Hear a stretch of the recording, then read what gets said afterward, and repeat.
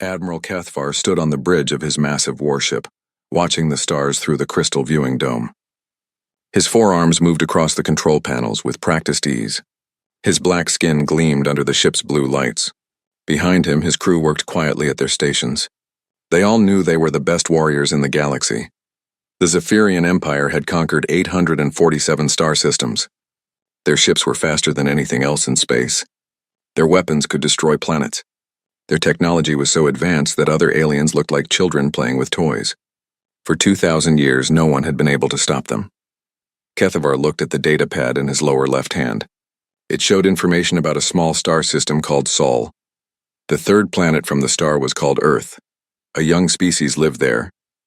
They called themselves humans. The Admiral's mandibles clicked together as he read. These humans had only learned to travel faster than light 50 years ago. Their ships used old fusion engines that other species had stopped using centuries ago. Their weapons fired simple metal bullets and basic missiles. They had spent most of their history fighting wars against each other on their single planet. "Sir," said his second-in-command, Commander Veltar, "the Galactic Council has sent another message about the Sol system." Cathvar's four eyes rolled in annoyance. "What do they want now?" "They are asking us again to stay away from human space. They have marked it with Quarantine Protocol Omega, the highest warning level." The Admiral laughed, a sound like grinding stones. "The Council is full of weak species. They see danger where brave warriors see opportunity." He pulled up a holographic map of the galaxy. The Sol system glowed red at the edge of Zephyrian space. Around it were 7 other star systems with planets that could support life. Deep scans showed these worlds were rich in rare metals that the Empire needed. "Look at these readings," Cathvar said, pointing to the data. "Enough platinum to build 1,000 new ships. Rare earth elements that could power our cities for centuries. And what guards these treasures? A species that still fights with projectile weapons." Commander Veltar shifted nervously. "Sir, the warnings from the Council are very strong. They say no one who has attacked the humans has ever returned to tell what happened." "Superstition," Cathvar said with a wave of his upper right hand. "The Council wants to keep these resources for themselves. They spread scary stories to keep real warriors away." The Admiral had read all the reports. 17 different alien species had tried to invade human space over the past 50 years. None had succeeded. Most had simply disappeared. The few survivors who made it back spoke of impossible things. They said humans fought like demons. They said human ships appeared from nowhere and vanished just as quickly. They said humans never surrendered even when all hope was lost. Cathvar believed none of it. He had studied human military history. They fought with chemical explosives and metal bullets. Their ships had no energy shields. Their fastest vessels could barely reach half the speed of a Zephyrian cruiser. How could such primitives defeat advanced civilizations? "The High Command has approved our request," Cathvar announced to his bridge crew. "We will take 50 ships to the Sol system. We will give the humans one chance to surrender. If they refuse, we will show them why the galaxy fears the Zephyrian Empire." The crew cheered. They had been waiting for a new conquest. The last few campaigns had been too easy. Entire species had surrendered after seeing just one Zephyrian warship. There had been no real fighting for years. Cathvar studied the human ship designs on his screen. Their vessels looked like metal boxes with engines stuck on the back. No style, no elegance, no advanced materials. The largest human warship was smaller than a Zephyrian escort vessel. "Sir," said the weapons officer, "our smallest destroyer has more firepower than their entire fleet combined. Why are we taking 50 ships?" "Because," Cathvar said, "we are not just conquering one system. We are sending a message to the entire galaxy. When we crush these humans quickly and completely, every other species will remember why they bow to Zephyrian might." The Admiral called up more files on his personal display. Human culture fascinated him in the same way that studying insects might interest a scientist. They had hundreds of different languages and thousands of different belief systems. They could not even agree on how to govern their own planet. Yet somehow they had managed to build spacecraft and explore other worlds. Their military tactics were crude but numerous. They seemed to prefer overwhelming their enemies with large numbers of simple weapons, rather than using sophisticated technology. They had something called nuclear weapons that could destroy cities, but these were primitive compared to Zephyrian planet crackers. What really amused Cathvar were the human entertainment programs his intelligence teams had intercepted. Humans made stories about fighting alien invaders. In these stories, the humans always won through clever tricks and determination. The Admiral found this hilarious. Humans were so primitive that they had to make up fantasy stories about defeating superior aliens. Prepare the fleet for departure, Kethvar commanded. We leave for the Sol system in 6 hours. As his crew rushed to carry out his orders, the Admiral looked once more at the warnings from the Galactic Council. Quarantine Protocol Omega was not given lightly. It was reserved for the most dangerous phenomena in the galaxy, unstable stars that could explode without warning. Regions of space where reality itself seemed to break down. Ancient alien artifacts that drove entire species insane. But humans, a species that had not even existed when the Zephyrian Empire began its conquest of the galaxy? The idea was laughable. Kethvar opened a communication channel to the High Command on the Zephyrian homeworld. The face of Grand Admiral Zethkor appeared on the screen, his ancient features carved from living metal. Kethvar, the Grand Admiral said in his voice like thunder. You understand the importance of this mission? Yes, sir. We will add 8 new systems to the Empire. The humans will surrender or be destroyed. Good. The Council's warnings have made some of our allies nervous. They whisper that perhaps the Zephyrians are not as powerful as we claim. A quick victory will silence such talk. The communication ended and Kethvar smiled. This would be the easiest campaign of his career. He would return home as the Admiral who finally opened the forbidden region of space. Songs would be written about his victory. His name would be remembered forever. The Admiral had no way of knowing that songs would indeed be written about what happened in the Sol system. But they would not be Zephyrian victory songs. They would be human war chants, sung by species across the galaxy who learned that sometimes the most dangerous predator is the one that looks like prey. As the Zephyrian fleet prepared to depart, long-range sensors detected no human ships in the outer Sol system. The region appeared completely undefended. Kethvar took this as proof that the humans knew they could not fight a superior force. He was wrong. The humans were there, they were watching, and they were preparing to teach the galaxy's greatest military power a lesson about underestimating the species that had turned warfare into an art form during their long and bloody history. The trap was already set. The Zephyrians just had to be proud enough to walk into it. The Zephyrian fleet dropped out of faster-than-light travel at the edge of the Sol system, like a cluster of falling stars. 50 warships materialized in perfect formation, their crystal hulls catching and bending the light from the distant yellow sun. Each ship was a work of art and a weapon of mass destruction. Admiral Kethvar stood on his bridge, feeling the familiar thrill of a new conquest. His sensors showed him everything he needed to know about this primitive system. 9 planets circled the star. Several had human colonies.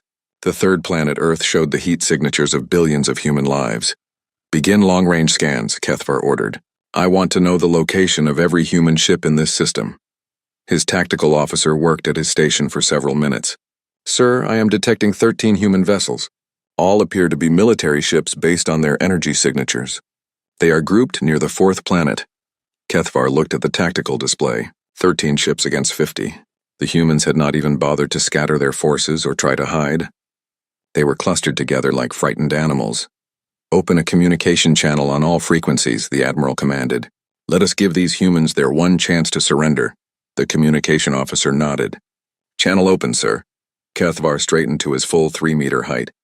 His voice carried the authority of a warrior who had never known defeat. Attention, primitive species of the Sol system. I am Admiral Kethvar of the Zephyrian Empire. Your region of space now belongs to us. You will surrender all military vessels immediately, and prepare your worlds for occupation. You have 1 standard hour to comply. For several minutes there was only static. Then a new voice came through the speakers. It was female, speaking in clear galactic standard. Language with a strange accent. This is Fleet. Admiral Sarah Chen of the Terran Defense Fleet.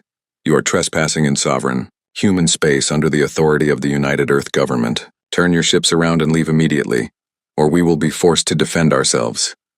The bridge of Kethvar's flagship fell silent. Several junior officers stared at their admiral in shock. No species had ever refused a Zephyrian surrender demand. Most alien leaders begged for mercy within minutes of seeing a Zephyrian fleet. Kethvar's mandibles clicked in amusement. Did this human just threaten us? It appears so, sir, said Commander Veltar quietly. The admiral laughed, a sound like breaking glass. Magnificent. They have no idea what they face. Weapons officer. Target that large asteroid at coordinate 77 Alpha. Full power, sir. I want to show these humans what happens to things that displease me. The weapons officer entered the targeting data. On the main screen, a massive asteroid appeared. It was roughly spherical, about 2 kilometers across. large enough to destroy a city if it fell on a planet. Fire. A beam of pure energy lanced out from the Zephyrian flagship. The asteroid simply disappeared. One moment it was there, the next it was nothing but expanding gas and tiny particles. The demonstration was meant to show the humans the futility of resistance.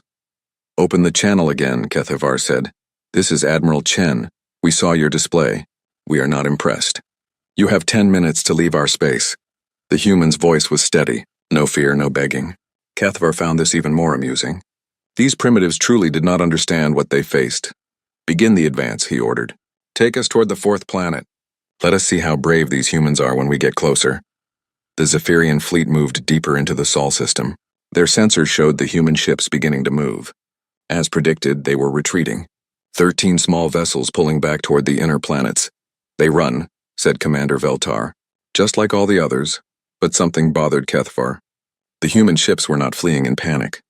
They moved in formation, covering each other as they withdrew. Their retreat was organized, disciplined. These humans fought like soldiers, not like terrified civilians. The chase continued past the orbit of the 4th planet, Mars. The humans kept falling back, always staying just out of weapons range. They led the Zephyrian fleet deeper into the system, past a broad belt of asteroids between the 4th and 5th planets. "Sir," said the sensor operator, "I am reading some strange energy signatures from the asteroid belt." HFY barely paid attention. His focus was on the retreating human ships. Soon they would be trapped against their own homeworld with nowhere left to run. Then he would show them what real weapons could do. "The human ships are changing course," reported the navigation officer. "They are moving toward Earth." Perfect. HFY wanted the humans to see their homeworld behind them when they made their final stand. It would make their defeat even more complete. The Zephyrian fleet was halfway through the asteroid belt when the trap sprung. What had looked like ordinary space rocks suddenly came alive with weapons fire. Hidden missile launchers erupted from concealed positions throughout the belt. Automated defense platforms that had been disguised as asteroids opened up with nuclear-tipped torpedoes. Ships that had been powered down and drifting like debris lit up their engines and joined the attack. The humans had not retreated. They had led the Zephyrians into a carefully prepared killing field. "Shields up. Evasive maneuvers," HFY shouted, but it was too late for some of his ships. The first wave of missiles overwhelmed 3 Zephyrian cruisers. Their energy shields, designed to stop beam weapons and plasma bolts, were not prepared for the massive kinetic impact of nuclear warheads. The ships cracked open like eggs, their crews dying in the vacuum of space. "Where did all these weapons come from?" Commander Veltar demanded. The tactical display showed the truth. The humans had not built these defenses recently. They had been here for years, maybe decades. Automated systems powered by the slow fusion of hydrogen in space. Mining ships converted into weapons platforms. Cargo haulers loaded with explosives instead of supplies. "Return fire," HFY ordered. "Destroy everything!" The Zephyrian fleet began to respond, their superior weapons reaching out to destroy the human defensive positions. But for every platform they eliminated, 2 more seemed to appear. The humans had turned the entire asteroid belt into a weapon. Worse, the 13 human ships that had been retreating were now attacking from behind. They came in fast and hard, targeting Zephyrian engines and weapon systems with surgical precision. Their missiles were crude but effective, designed to cause maximum damage to sophisticated systems. "Sir, the humans are using some kind of computer virus," reported the communications officer. "It is transmitting through our translation protocols. Our secondary systems are being affected." As if to prove the point, every speaker on the bridge suddenly began playing loud human music. Voices sang words HFY could not understand, but the emotion was clear. These were war songs, battle hymns, the sound of a species that enjoyed fighting. "Cut all external communications," HFY ordered, but the damage was done. The virus had spread through his ship's computer network. Lights flickered. Gravity fluctuated. Non-essential systems shut down randomly. Through it all, the human voices kept singing. The Admiral watched in growing shock as his perfect formation dissolved into chaos. His ships were taking damage from weapons that should not have been able to penetrate their defenses. Human tactics made no sense. They sacrificed expensive ships to destroy single Zephyrian systems. They attacked without regard for their own survival. "Sir, we have lost 7 ships," Commander Veltar reported. "The humans are fighting like they have nothing to lose." HFY stared at the tactical display. This was not how conquests were supposed to go. Advanced civilizations surrendered when faced with superior technology. They did not hide weapons in asteroid belts. They did not sing songs while they died. For the first time in his long military career, Admiral Kethavar began to understand why the Galactic Council had warned everyone to stay away from human space. These beings did not fight like a civilization. They fought like a force of nature. 3 days after the disaster in the asteroid belt, Admiral Kethavar tried to understand what had gone wrong. His fleet was down to 43 ships. The humans had lost only 4 vessels, and those had been destroyed while ramming Zephyrian cruisers at incredible speeds. The Admiral stood in his war room, studying tactical displays that made no sense. Human forces were scattered throughout the Sol system now, but they refused to fight a proper battle. Every time Zephyrian ships moved to engage them, the humans would attack from an unexpected direction, then disappear before the superior Zephyrian weapons could respond. "Sir," said Commander Veltar, "we have another problem. The humans are not following standard rules of warfare." Kethavar's 4 eyes focused on his second-in-command. "Explain." "They are targeting our supply ships. 3 of our fuel tankers have been destroyed by human raiders using small, fast vessels. They are also attacking our communication relays outside the system. This was unheard of. Civilized species fought ship-to-ship battles between military forces. They did not attack supply lines or communications. There were rules about these things, agreements that had been followed for thousands of years. How can they reach our supply ships?" Kethavar demanded. "Those vessels are 3 star systems away." "We do not know, sir. Human ships keep appearing where our sensors say there is nothing. They attack quickly and vanish before we can respond."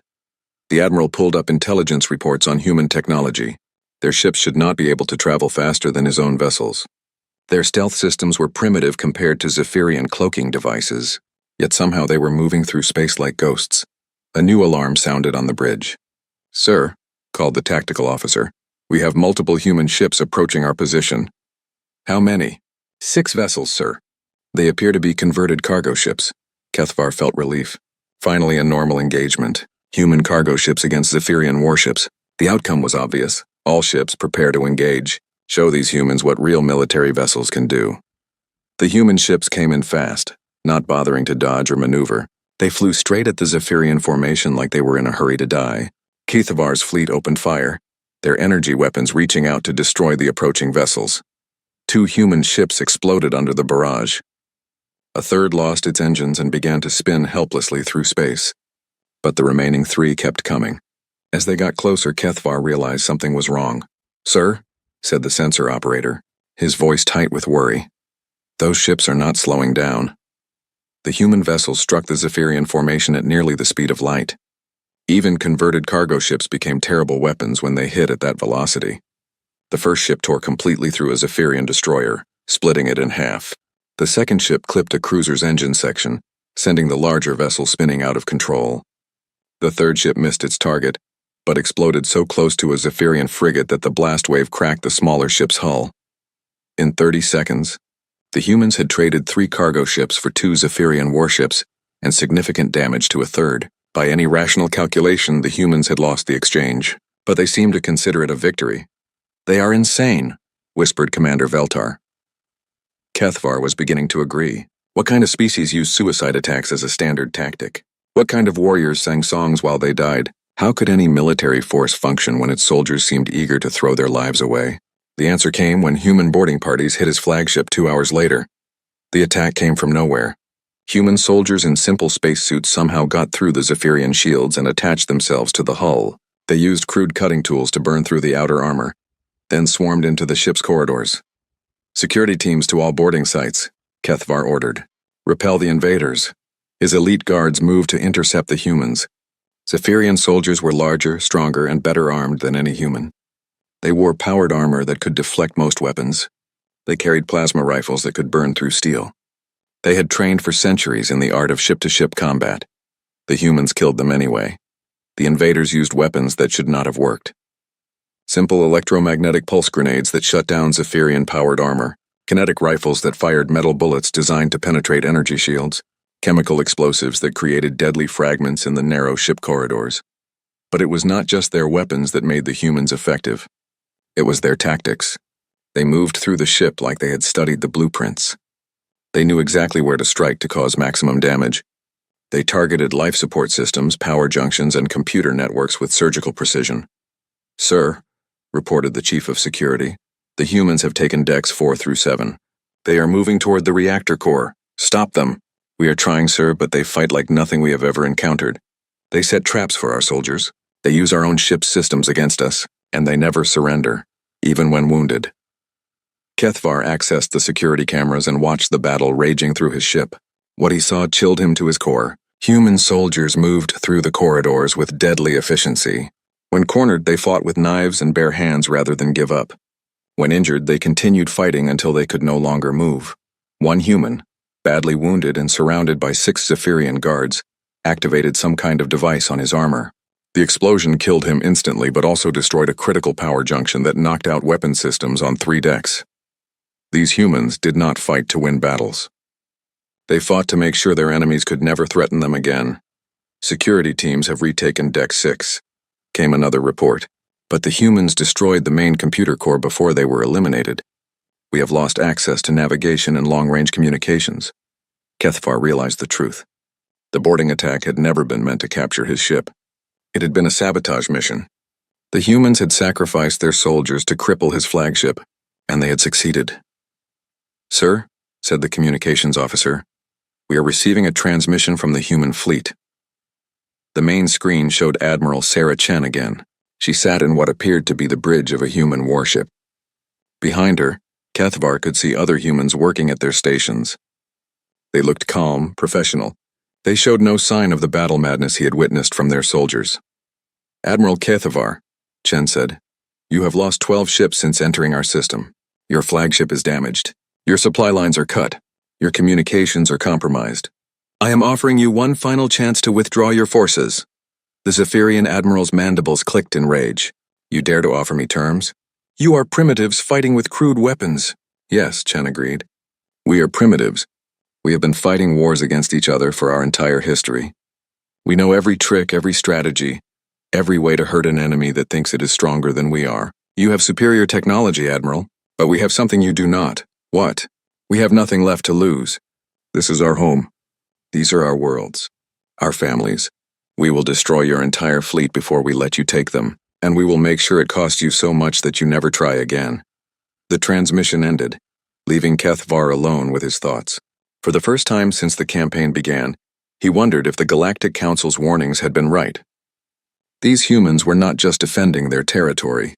They were teaching the galaxy's greatest military power that there were worse things than losing a battle. There was losing it to someone who fought like they enjoyed it. 2 weeks into what should have been a quick conquest, Admiral Kethvar faced a situation no Zephyrian commander had experienced in over a millennium. His invasion fleet was failing. 22 ships remained operational. The humans had somehow reverse-engineered captured Zephyrian technology and were using it against his forces. Human weapons now pierced his shields. Human ships moved with speeds that matched his own vessels. Most disturbing of all, the humans seemed to be getting stronger while his forces grew weaker. "Sir," Commander Veltar said as he entered the Admiral's private quarters, "we have received new intelligence from our spy networks. The situation is worse than we thought." Kethvar looked up from the tactical reports scattered across his desk. Each one told the same story. Human raiding parties had struck Zephyrian outposts in 3 neighboring star systems. Military supply depots had been destroyed. Communications facilities had been captured. Colonial governors were reporting that their defense forces were deserting. "Show me," the Admiral said. Veltar activated a holographic display that showed the galactic region around. Saw red marks indicated Zephyrian losses. Blue marks showed human activity. The pattern was clear and terrifying. "The humans are not just defending their system," Veltar explained. "They are launching attacks throughout our territory. Small groups of human ships appear without warning, strike their targets, and disappear before our forces can respond." Kethvar studied the data. "How is this possible?" "We destroyed most of their fleet in the first engagement." "That is what we thought, sir. But our intelligence was wrong. The 13 ships we encountered were only a small part of the human fleet. They have been building vessels in secret for decades, hidden shipyards in asteroid belts and gas giant moons, mobile construction facilities that can be moved when discovered." The Admiral felt a chill run through his body. The humans had been preparing for this war long before the Zephyrian fleet arrived. They had studied their enemies and planned accordingly. Everything that had happened in the Sol system had been part of a larger strategy. "There is more, sir," Veltar continued. The humans have been broadcasting footage of their victories throughout the Empire. Other conquered species are beginning to rebel. A new holographic display showed scenes from across Zephyrian space. On Kalara Prime, the local population had risen against their Zephyrian occupiers. The Vorthon colonies were refusing to pay tribute. 3 separate species had declared independence and were fighting Zephyrian garrison forces. They are copying human tactics, Veltar explained. Suicide attacks, sabotage missions, strikes against supply lines. The humans have given them hope that the Empire can be defeated. Ketvar stood and walked to the window of his quarters. Outside, the yellow star of the Sol system burned with steady light. Somewhere in that system, human forces were planning their next attack. The Admiral realized that he was no longer fighting just to conquer a few star systems. He was fighting to prevent the collapse of the entire Zephyrian Empire. What about reinforcements from the High Command? They cannot spare any ships, sir. The rebellions are spreading too quickly. Every available vessel is being sent to protect the homeworld and the core systems. The Admiral's personal communicator chimed. An urgent message from Zephyrian intelligence services. Kethavar read it twice before he could believe what it said. Human infiltrators had reached the Zephyrian homeworld itself. They had somehow penetrated the most secure military installation in the Empire and stolen detailed plans for the next generation of Zephyrian warships. Even worse, they had used the Empire's own communication networks to broadcast propaganda messages to conquered species throughout the galaxy. Sir, Veltar said quietly, perhaps it is time to consider withdrawal. Kethavar's mandibles clicked in rage. Withdrawal? The Zephyrian Empire does not retreat from primitives. But even as he said the words, the Admiral knew they were false. His forces were not just losing battles.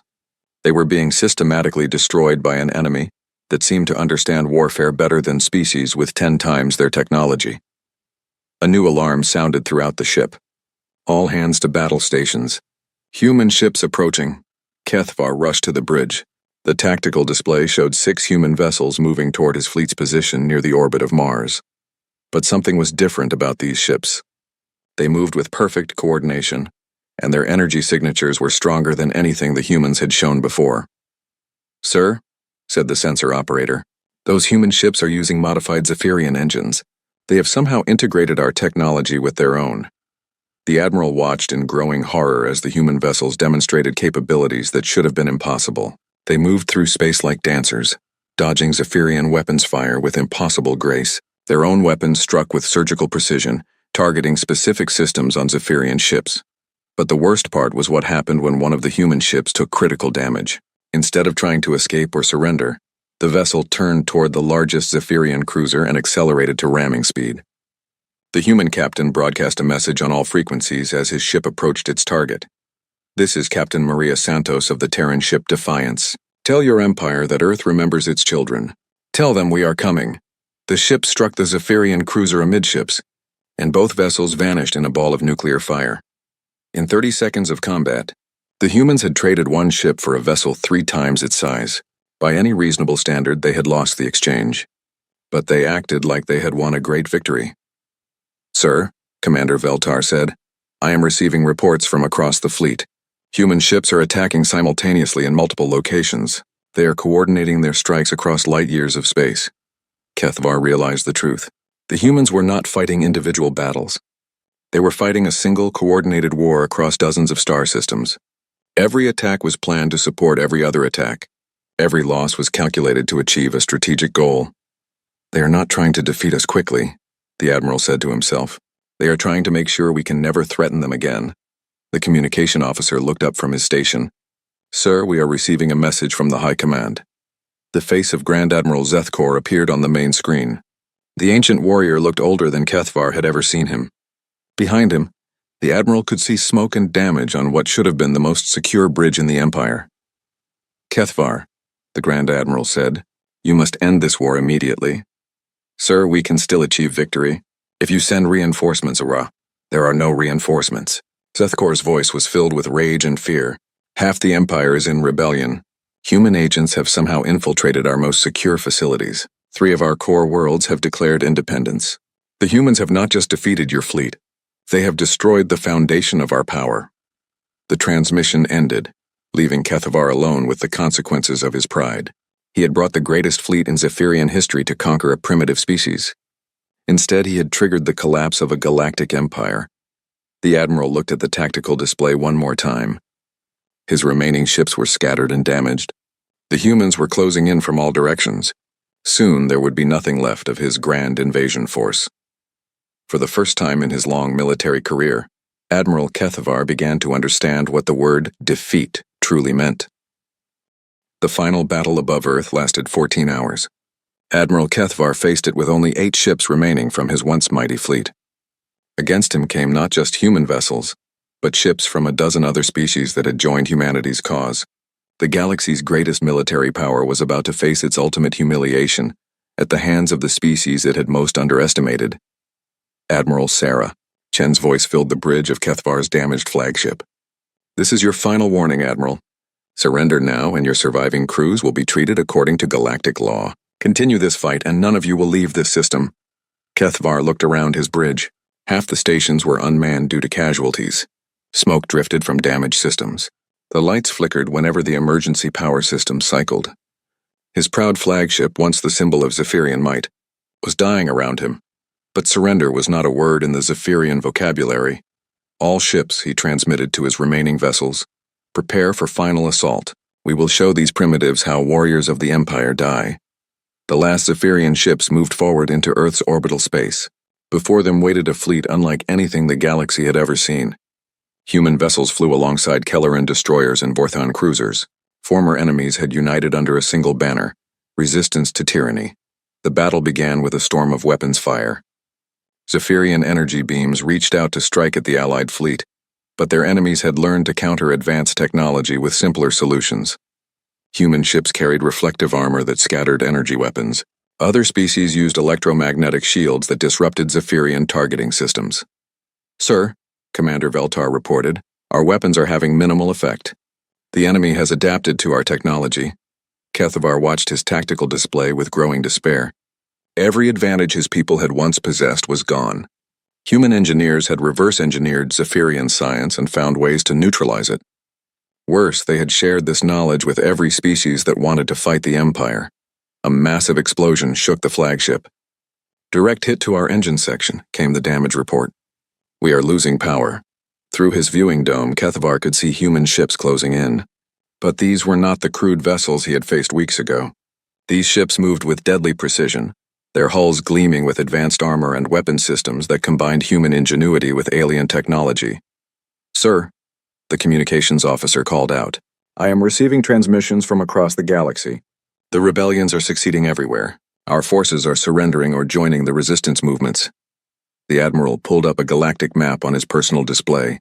Red indicators showed the collapse of Zephyrian control across hundreds of star systems. In some cases, entire fleets had switched sides after witnessing human victories. In others, local populations had risen up and driven out their occupiers without any outside help.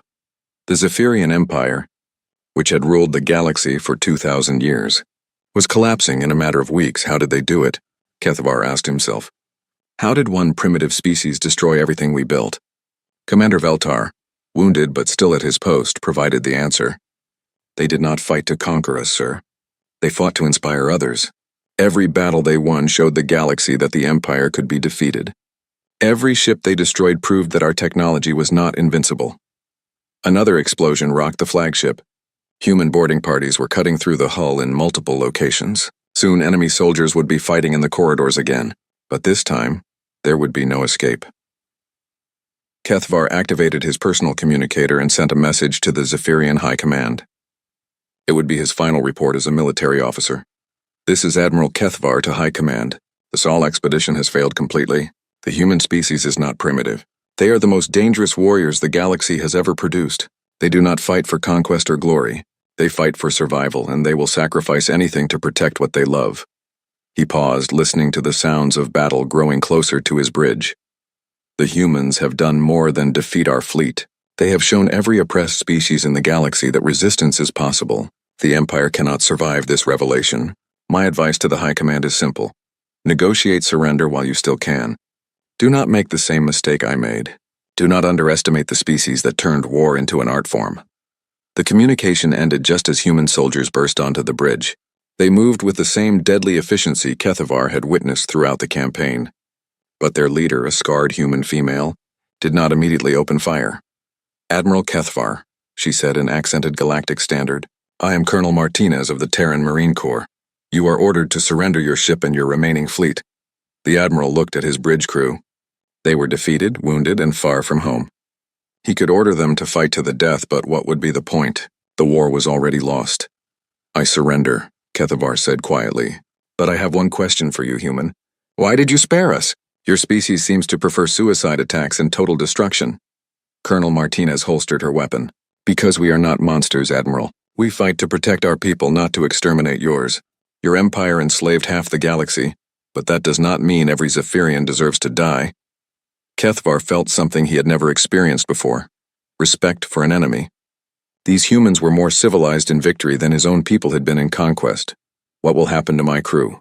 They will be treated as prisoners of war until this conflict ends. Then they will be free to return home or choose to stay and help build a better galaxy." The Admiral was escorted from his bridge under guard, but with dignity. As he walked through the corridors of his dying ship, he passed windows that showed the space around Earth. The planet hung in the void like a blue jewel, beautiful and peaceful. It was hard to believe that such a lovely world had produced the warriors who destroyed his empire. 3 months later, the Zephyrian government formally surrendered to the Galactic Liberation Alliance. The empire that had ruled through fear and superior technology was replaced by a confederation of free species, working together as equals. Kethvar spent the rest of his life in comfortable exile on a human colony world. He wrote detailed accounts of the war, trying to understand how his people had fallen so completely. His writings became required reading at the new Galactic Military Academy, where officers from dozens of species studied the campaigns that had changed the balance of power forever. The most important lesson from Kethvar's war was simple: never underestimate a species that has spent its entire history learning how to fight. The humans had not won through superior technology or overwhelming numbers. They had won by being better at war than anyone else in the galaxy. The former admiral often sat on his porch in the evenings, watching Earth's sun set over alien mountains. He would think about the warnings the Galactic Council had given, and how his pride had prevented him from listening. The Council had tried to tell him that humans were dangerous, but he had not understood what that meant. Humans were not dangerous because they were aggressive or cruel. They were dangerous because they never gave up. They adapted to any challenge, learned from any defeat, and turned every disadvantage into a weapon. They had taken the Zephyrian Empire's greatest strength, its technology, and made it their own. Most importantly, they had shown the galaxy that freedom was worth fighting for, no matter the cost. That lesson had spread from world to world, system to system, until the entire galactic order had changed forever. Kethvar's pride had indeed brought ruin, but not just to himself. It had brought ruin to an empire built on the oppression of others. In the end, perhaps that was the humans' greatest victory. They had not just defended their world, but liberated a galaxy,